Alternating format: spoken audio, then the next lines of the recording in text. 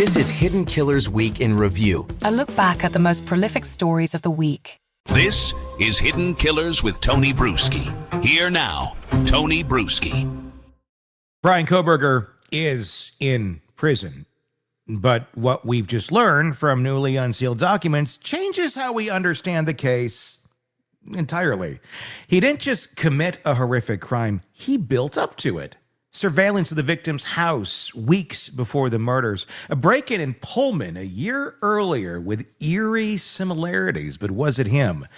And a glove box containing women's ID cards. Disturbing Tinder chats, police scanner searches hours before the attack, and chilling silence ever since. This was not random. It was methodical. And it was missed.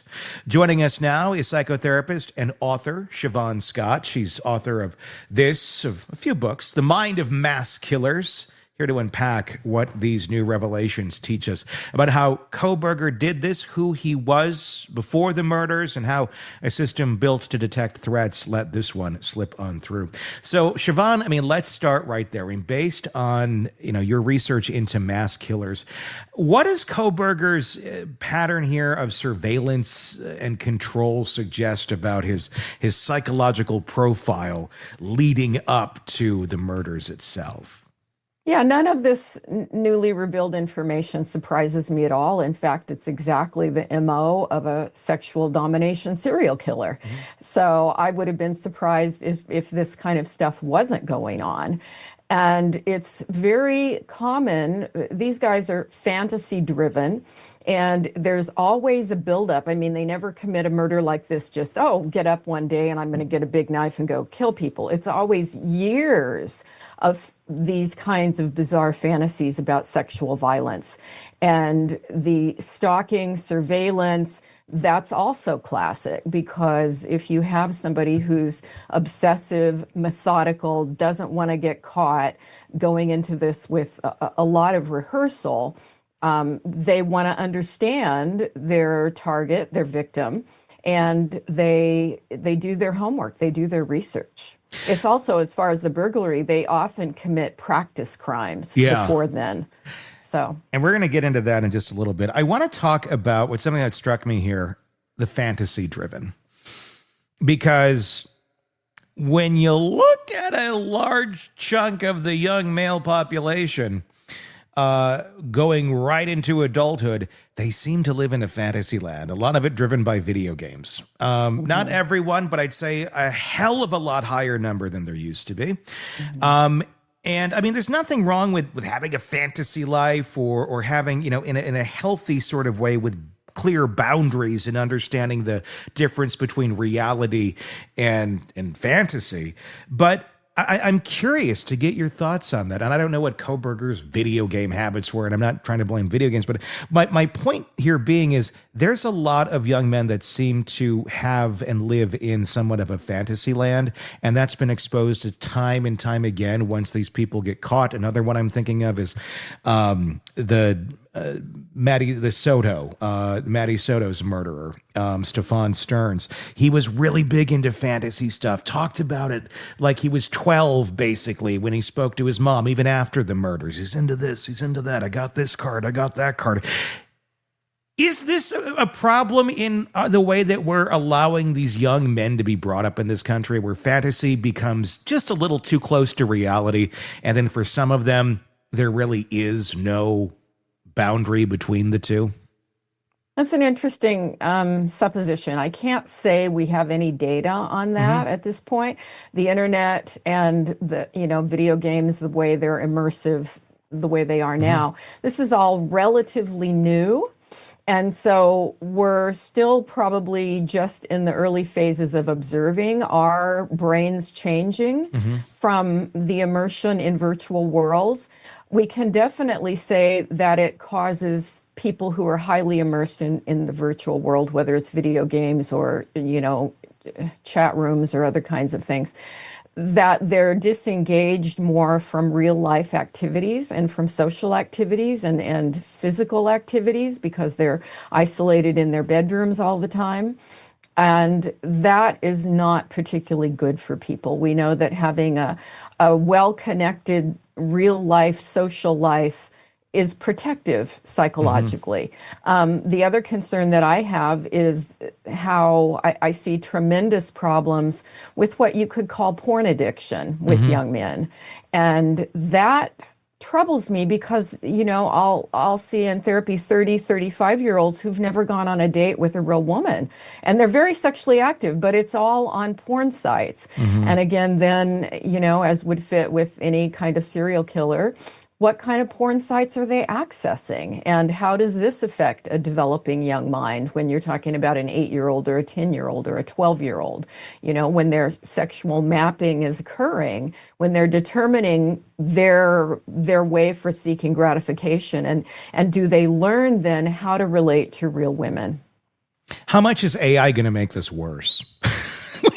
where people can literally have any thought that they have in their mind come to reality. Because there's a lot of weird stuff out there. Stuff that is seemingly bordering on like fantasy of people/animal type things going on. And this is kind of going off topic of Kohberger, but since we're kind of going down this road of fantasy and weird ways of thinking and normalizing in very young minds. I mean, in theory, I mean, this world can now open up people, or not open up people's minds, but direct people's minds towards very dark paths at very young ages that would be illegal if acted out, but can now seemingly, you know, be virtually simulated in ways that never existed before. Yeah, I have a lot of concerns about that. There have been different programs over the years, different game-like programs focused on sexuality. There was one created in Japan that the goal of the you know, you played from first-person point of view, and the goal was to rape people. Jesus Christ. Literally. Yeah, and that was in the title of the game. I won't say the whole title of the game, but it had the word rape in it. And that came out probably 12, 13 years ago. And I actually was doing seminars on the problematic use of video games. And that was one game that I used as an example of something that, you know, we're programming people here with this. So AI, I know ChatGPT now because I have a friend who was writing a book that had a lot of sexual themes in it, and she was trying to use ChatGPT, and it would pop up and say, I am not allowed to respond to that kind of question. Yeah. And so, you know, they are trying to screen and filter, but what other things are in the future? It's alarming. Yeah. When we've been doing a series on the Devil's Den case, and then discovering the murderer, the alleged murderer, had a history of issues with schools and allegations of predatory type behavior, and using those words. Oh my God, the amount of heck we went through with ChatGPT just to try and get answers was hellish, because it's like, bad word. It's like, in context. Exactly. We're learning. And he's like, it's a news story. Oh, okay. But yeah, I mean, and I'm glad that there are those sort of safe things in place, but they need to make sense and understand what they're doing. We know that he searched the police scanner and websites before the attack. I mean, how does that fit within the behavior of someone escalating towards a mass killing when he's prepping this stuff? What would be the police scanner end of things? That's kind of, I guess you'd think it's a little bit old school to a young person, but obviously he's listening in and probably trying to look at response times and such. What's your thoughts on all that? Yeah, looking for patterns, He did not want to be caught, and he was clearly using his knowledge of the criminal justice system to his advantage, how to become a better criminal, which is scary how many people may go into this field of study with that agenda. I don't think it's most of them, but certainly some do. Without a doubt. The ID cards were another thing that really came up here. And this is something that early on we had heard rumors about, that there were ID cards found in a glove box. It was never fully confirmed. It was kind of through channels here and there. Well, it's real. There were ID cards. And just as it was relayed back then, they weren't of the victims in the house. They were of other people, someone that he likely went to school with, actually two people that he likely had gone to school with at different points and different times. None of them seem to have reported their card missing, or if they did, like most do, you just, well, go get a new one. You don't think it's in the glove box of someone who's going to be a homicidal maniac. But let's talk about that. The ID cards. These are people that are alive. They don't have anything to report on Kohberger in terms of predatory behavior, at least not that we know of. What is going on here with that, with just having these cards, although they're not his victims? One of my terms I go back to all the time is associational cues.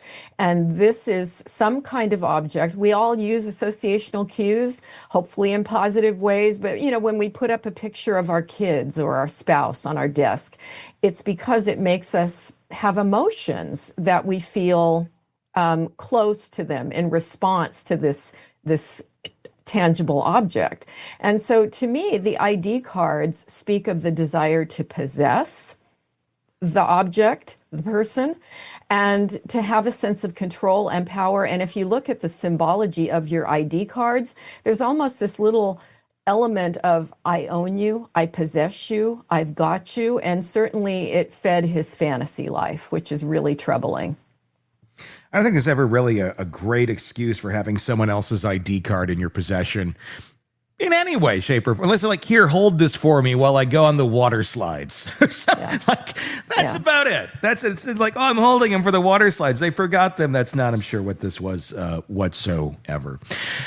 Let's go back to the fantasy life a little bit. I want to talk about that. I mean, how central is a fantasy life in the development of mass killers? I mean, not just Kohberger. We don't know a ton about what was going on in that fantasy world of his. But when you dig into these people as a whole, obviously there's the fantasy, the perverse fantasies that they're having. But is there a wider world of fantasy within people like this typically? One that doesn't maybe even go to the aspect of violence or horrible behavior? Is it kind of an atmosphere that they live in, and that's just one of the many facets of it? That's a good question. And the thing that I can say we definitely know is they have fantasies of wanting to be famous, grandiose ideas about themselves. Do they have fantasies out, for a sexual domination killer, do they have fantasies outside of the urge to be famous? And of course, their violent fantasies about murder and rape and all these other things. I don't think we have data on that. It's a good question. To what extent do they live in an alternate reality or in their own world? I think that's one we'll have to look into more. I mean, it does make you wonder. It would make it, I guess, maybe easier to fall in and out of more extreme fantasies if you're already living at a certain level there. Kohberger also allegedly sent a Tinder message asking about the worst way to die. Not exactly what I think a lot of people would be communicating through Tinder. I mean, I don't know, maybe if you get in a weird conversation or something, but this doesn't seem like it was that. More like, hey, how's your day? What's the worst way to die? Just kind of little out there. What does that tell you about his interactions or his skill at interacting with others through something like that? Yeah, you could sure say that was leakage, somebody who's like saying these things about their inner world that the rest of us would go, that's kind of odd, that's different. But he had this quality of being very odd, but just functional enough to make it through the world for the most part, whereas some people that are really mentally ill, it's mentally ill in the sense of psychotic, delusional hallucinations. Everybody can spot it. They're not functional. But Kohberger was functional enough, but leaking these little odd things. And yeah, whether the diagnosis of autism is the best fit, it's possible that it is. We don't know that without evaluating him. Schizoid personality, which is a person who doesn't connect normally with other people. He certainly had OCD, and that's something that's still happening for him. But Yeah, in all these qualities together, it created this very odd social style that's apparent in a text like that, and that he was very focused on death. I mean, why would you ask somebody that unless you were thinking about it a lot? Yeah, I mean, that leakage that comes through, really, I mean, it certainly says a lot about what's going on when he's leaking these things out in these conversations. Is he aware that it's so off-putting and bizarre to the rest of the world to say that sort of stuff? Or is he like kind of fishing for another like him that maybe is into, more dark ways of thinking about the world? That's an interesting hypothesis that he's looking for a soulmate who's just like him. Yeah, could be. But I think he's probably clueless that this is going to be off-putting to people. And that's just, whatever is going on with his brain that makes him a unique animal. Empathy is not a part of it. The ability to sense how other people respond to us, he just doesn't get it. You think there's more IDs out there? Do you think because it seemed like that was a bit of a collection he was putting there in his glove box.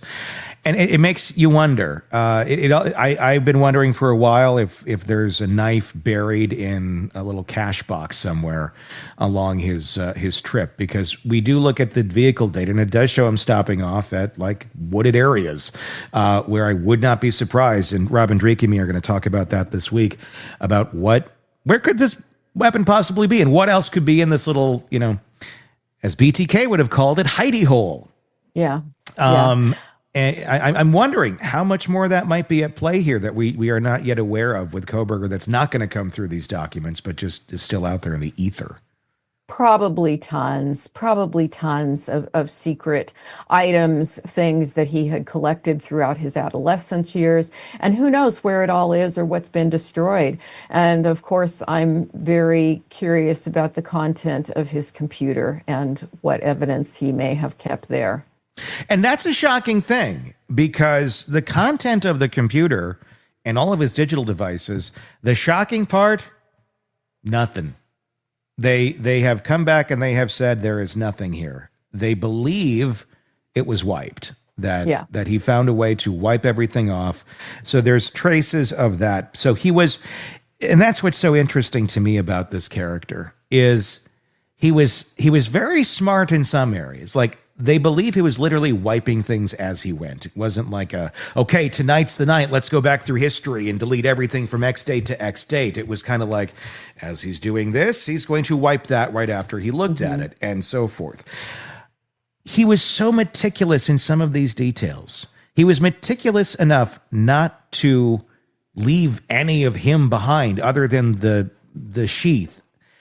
He was meticulous enough to clean his car, so much so that they described it as being disassembled.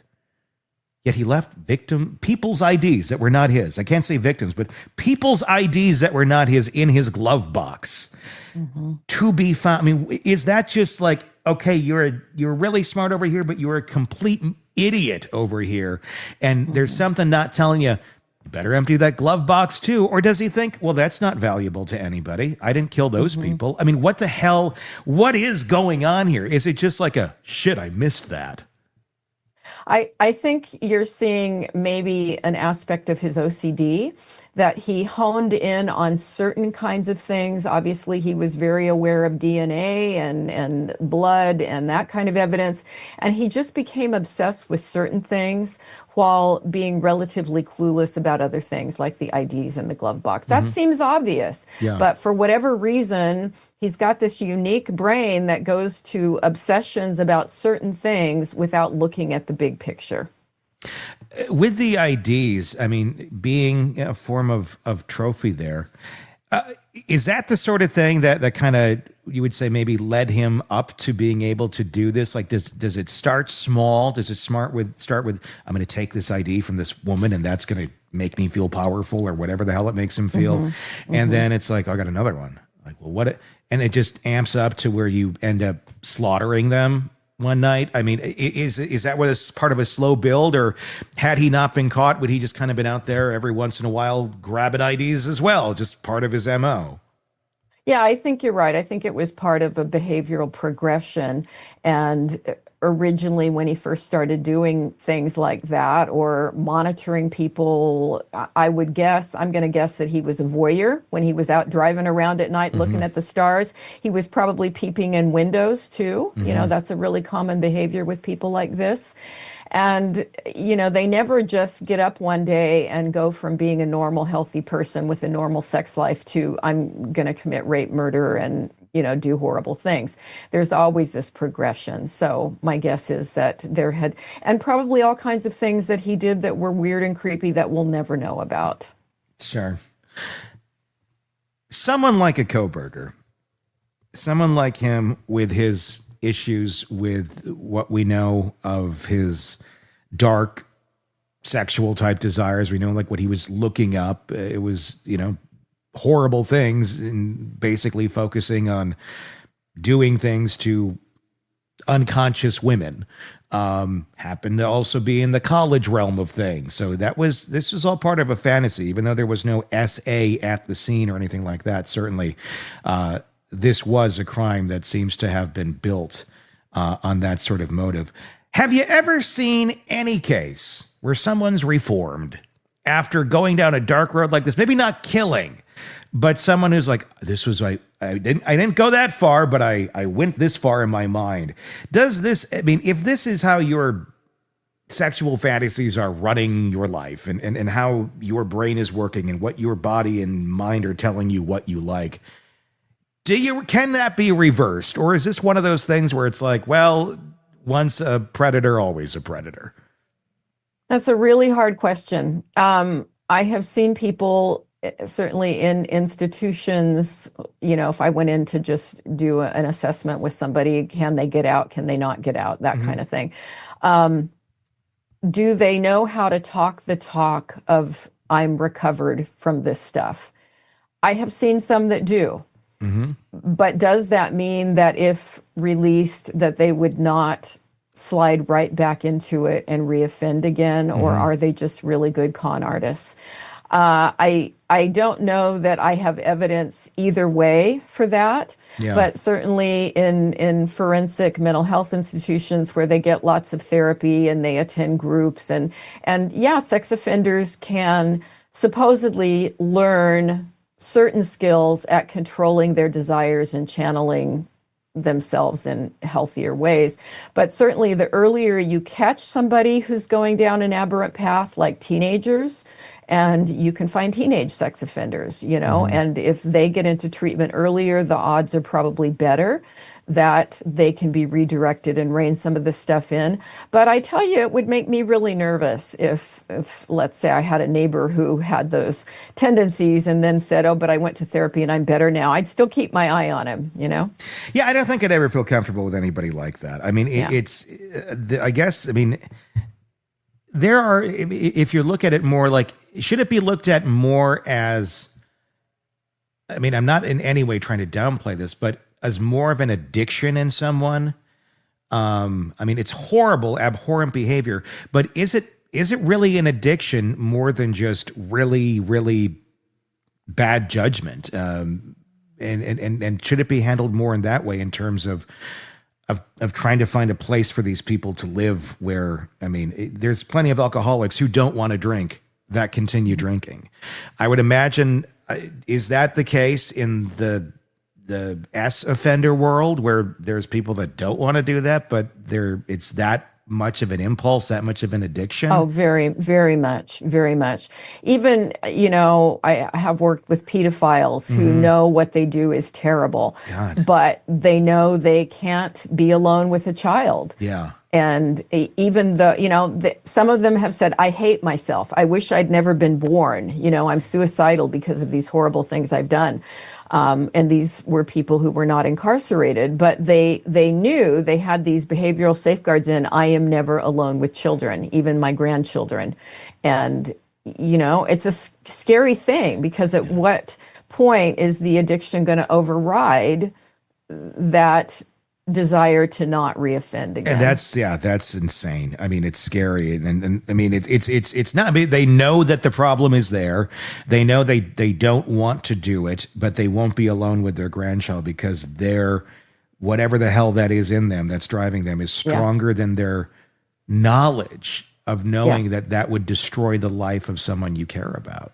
Or person in general. That's Yeah, treatment is very much similar in addiction. It's, when you're early in your recovery from alcoholism, you don't go hang out in bars, you don't go to parties where everybody's going to be drunk. I mean, you have to manage yourself behaviorally and avoid high-risk situations.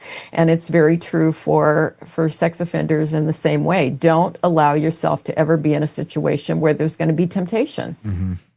Let's talk about some of his behaviors in jail, the obsessive cleaning that we've heard about, the social withdrawal, talking to himself, having really bizarre demands, wanting vegan food only cooked in certain pans. Obviously, I think he got his vegan food, but I don't think they honored the pan request. How does that fit within known psychological patterns of other mass killers post-crime, or does it? I don't think it does. He clearly has clinical obsessive compulsive disorder. And my guess is that these kind of rigid behaviors and the need for control over his diet and all these other kinds of things that he becomes fixated on, that this is old news for him. This is how he's been probably for years. And when he's under stress, it may intensify, it may get a bit worse, and clearly being incarcerated is going to be stressful for anybody. And so there may be an amplification of these symptoms, but this is part of his OCD. And certainly you can see with serial killers that they have a lot of obsessive tendencies. As you use the word addiction, they're kind of addicted to this process. But not all have clinical OCD in the way that they need these rituals and these really rigid kinds of things. I mean, is there a level of disassociation that's going on with this? I mean, just you just got caught murdering 4 people, and he knew he got caught murdering 4 people, and you're asking, can you not cook my vegan lasagna in the pan you cooked a beef steak in? I mean, it's like, what? And I mean, and there's other aspects too to this case. Just, I mean, the standing silent when he was asked to plea, and his utter lack of any emotional reaction when the victim impact statements were being read, and he was being sentenced. I mean, was he present for any of that mentally, or just does it mean nothing to him? Yeah, I wouldn't call it dissociation, which is, sort of in a different category, but I would say it's cold. He's in control. Why should he say anything in court? He doesn't need to. And no reaction to victim impact statements. He doesn't feel any guilt. He's not sorry. He's probably sorry he left the knife sheath there. But if this was a guy with empathy, he wouldn't have murdered 4 people in a brutal way like this for no reason that would make sense to the rest of the world. This is a guy who has no moral compass. He operates very differently in the world from the rest of us. So all these things are things I would expect.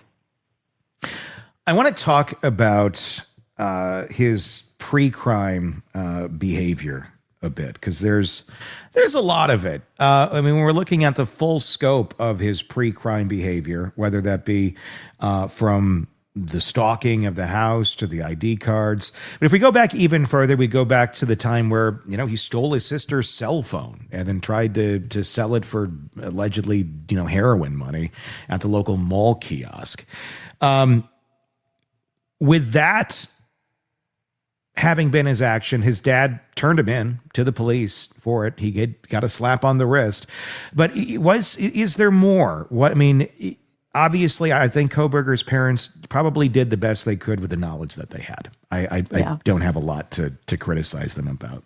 But in the future, I mean, you got that sort of thing going on with your own kid and your own household that seems to have no emotional reaction to doing something like that that hurts a close loved one.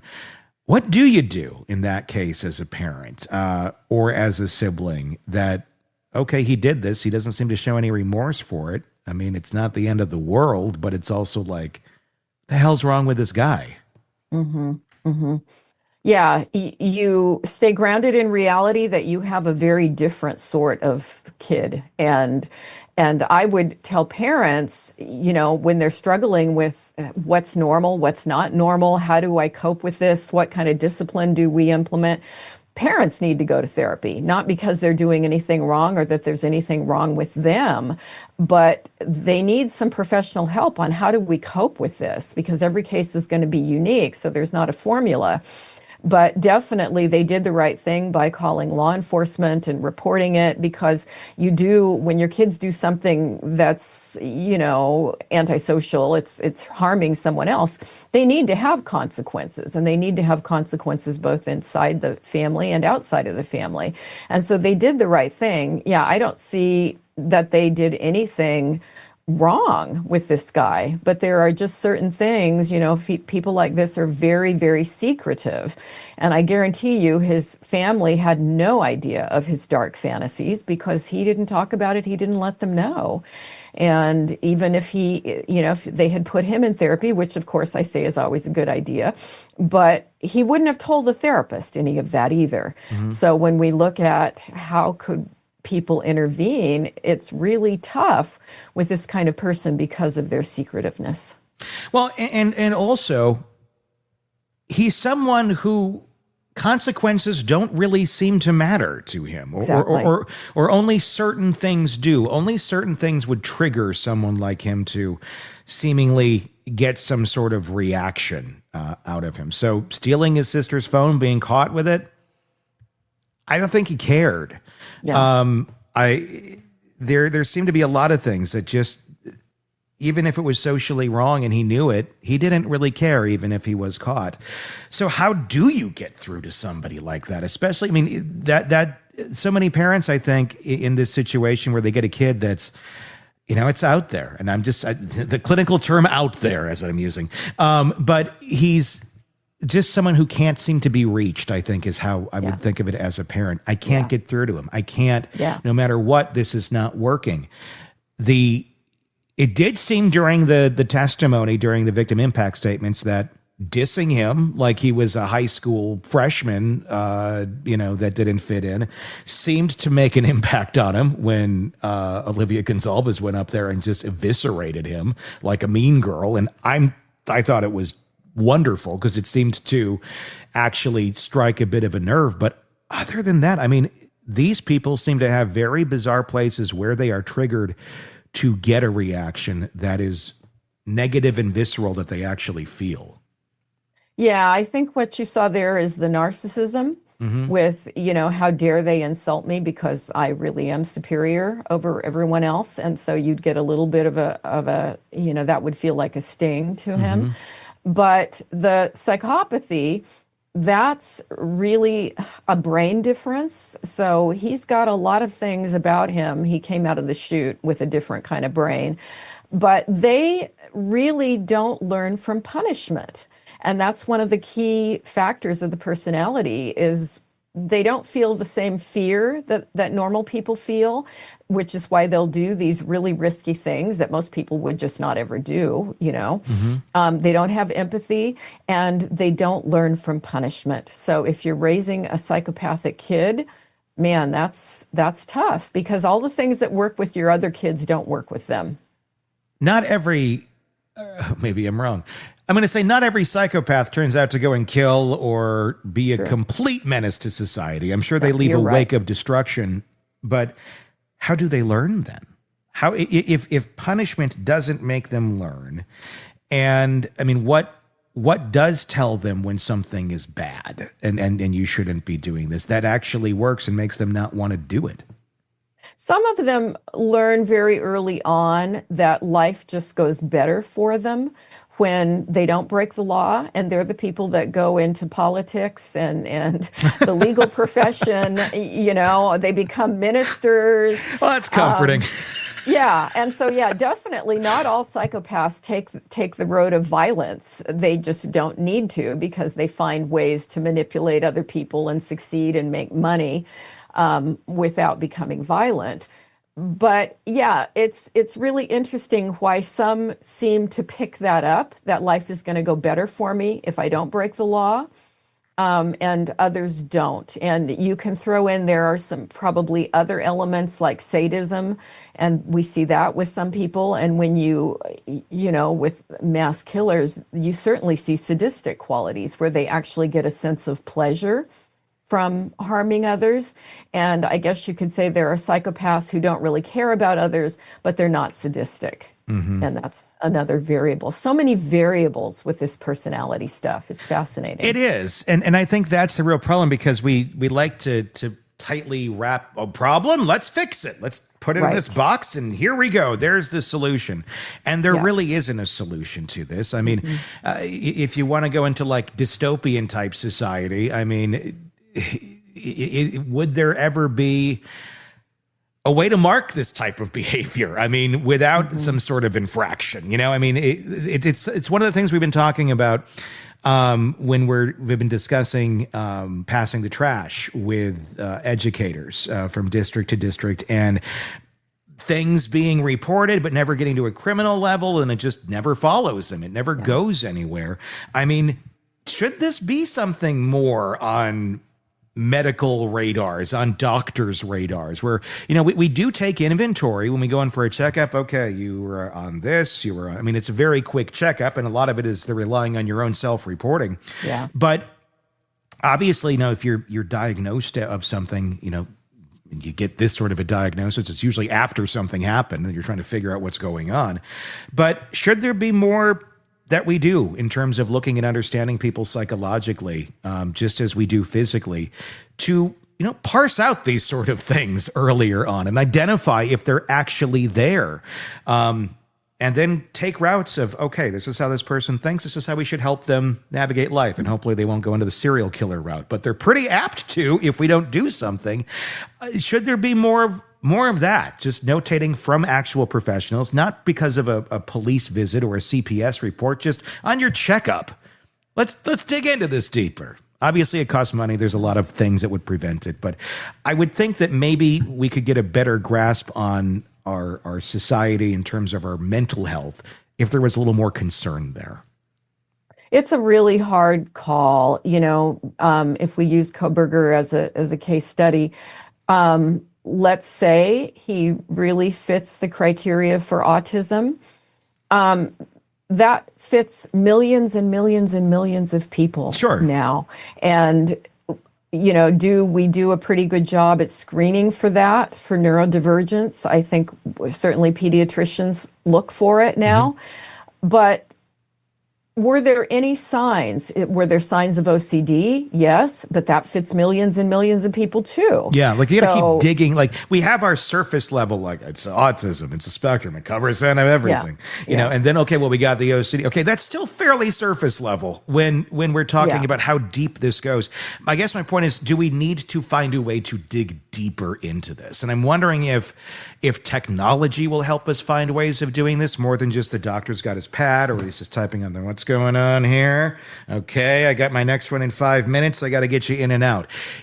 I'm just wondering if we're going to have ways to detect this sort of thing, maybe through some sort of AI that can see things and understand things and little minute things that the average doctor just doesn't pick up on because they're doing 50 other things. I don't see any way a doctor, they've got 15 minutes, preferably 10, and they're going to hit the big milestones. Yeah. And do they even have time to screen? This was something I was reading in a medical journal this week. Do they have time to really screen every teenager they see for substance abuse? And we're saying they need to do that. And it's like, do they have time to go into their sexuality? And are they having sex? And are they using protection? I mean, I mean, you'd need a 2-hour doctor appointment, to do that kind of deep assessment.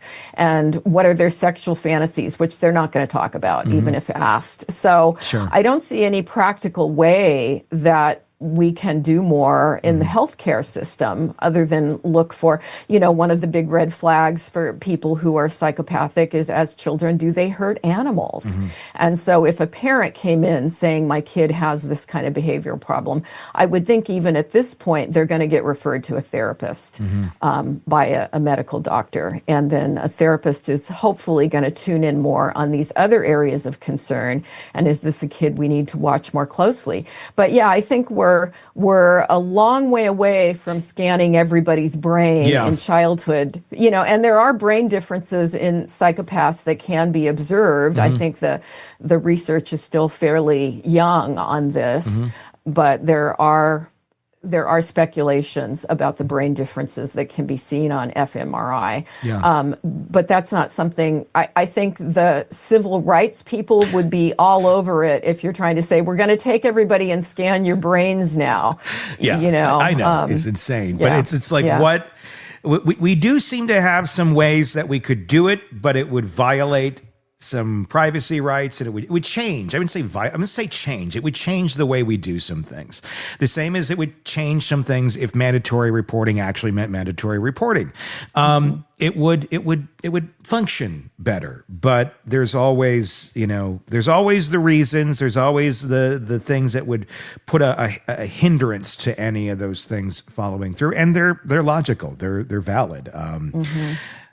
At the end of the day, we're dealing with every human being who is dramatically different and trying to keep the bad ones out of the good flock.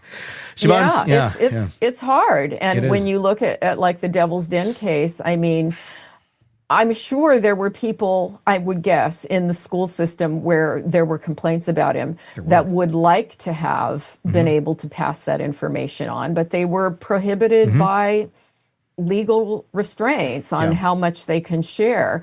I know one of the government systems I used to work in, that when they were screening new applicants, they could ask like 1 or 2 questions, and that's all they were allowed to ask. They weren't allowed to ask any further background information, which is unfortunate because I think there were people that got in as employees that probably should have been screened out, but there were all these legal requirements about how much information they could request. And they know how to work those systems. They know how to just get far enough to either check the box if they want it checked or not have it checked, and keep on moving. And that's been the way they've survived for so long. Siobhan Scott, The Mind of Mass Killers. Check it out wherever you get books. Thank you, as always, for coming on and giving us your insight on this and the many cases we cover here. Thank you.